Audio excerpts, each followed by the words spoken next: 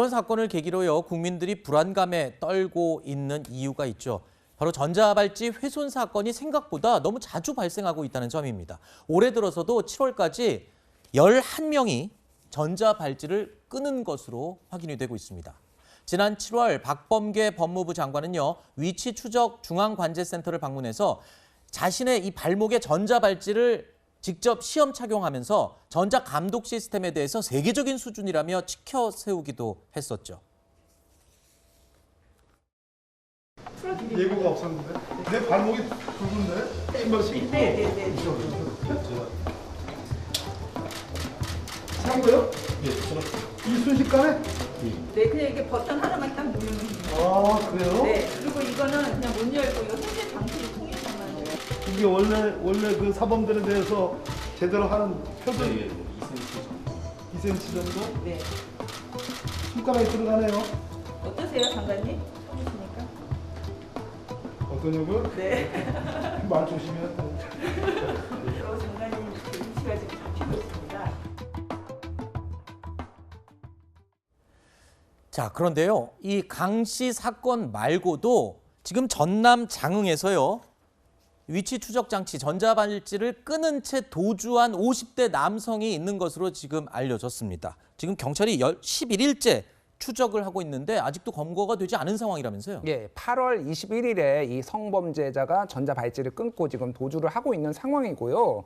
지금 뭐 11일, 12일째 지금 자취를 지금 못 찾고 있습니다. 그래가지고 뭐 지금 총력을 다해서 하려고는 하고 있는데 이게 전자발찌가 이런 식으로 훼손이 쉬우면은 이게 어떤 효과가 있는지에 대해서 법무부가 좀 검토를 해봐야 될 것 같아요. 네, 이 강 씨가 자수를 한 이후에 법무부는 브리핑을 했습니다. 전자발찌 훼손 방지 대책을 발표를 한 건데요. 내용은 이렇습니다.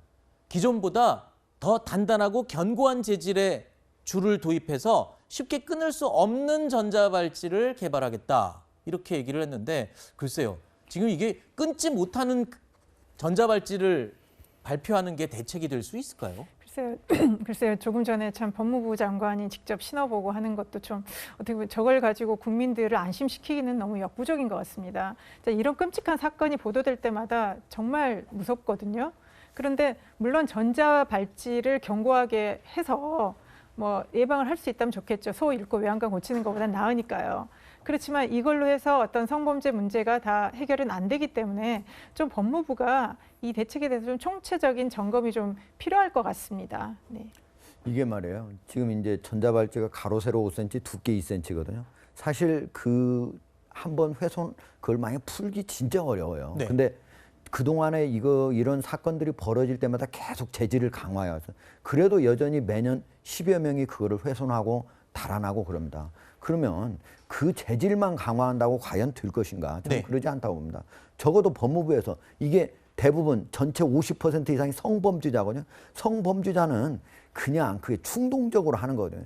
심리치료뿐만 아니고 어떤 치료제를 활용한 그런 여러 치료 그런 것들을 동시에 같이 할 때만이 그래서 이 사람이 어느 정도 치유되는가를 보면서 그래서 재범의 충동을 느끼지 않도록 하는 게 매우 중요한 건데 그런 것들을 안 하고 그냥 당신 집에 있고 전자발찌만 채고 있고 감시만 하겠다 이런 방식으로 해가지고 사실은 우리 법무부가 가장 안 되는 게 교정이잖아요. 네. 교정은 안 되고 그냥 가두는 일에만 열심히 하고 있다는 게 가장 큰 문제입니다. 알겠습니다.